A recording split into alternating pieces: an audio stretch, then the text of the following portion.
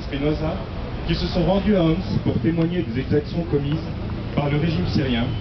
Nous allons reprendre des passages de l'éditorial de Jacques Sergent dans Libération du jeudi 23 février et l'article publié le 2 mars 2012 sur le blog Dans l'enfer de Homs, journal de résistance syrien.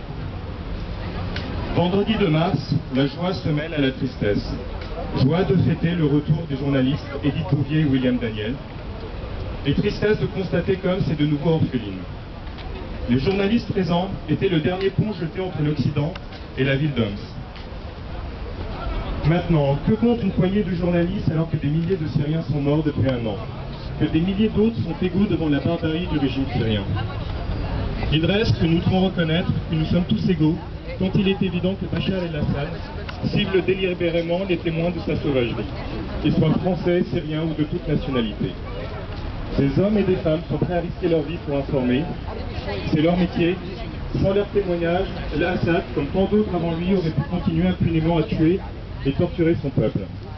Leurs récits, leurs images, sont autant de barrages à la barbarie. Ils en sont d'autant plus nécessaires. Mais aujourd'hui, que faisons-nous de ces mots, de ces vidéos, de ces images? Le printemps arabe n'est plus amusant à Homs comme pouvait être celui de la place Tahrir. Il est surtout plus long, et il n'y a plus de Benghazi libéré qui puisse soulager les consciences. Non, ici on a abandonné les gens qui ont cru aux valeurs de l'Occident et sont allés chercher leur liberté de la gueule du monstre assadien, en pensant que le monde les aiderait. Tandis que le monstre, lui, ne connaissait que trop bien l'hypocrisie et la faiblesse de ce monde.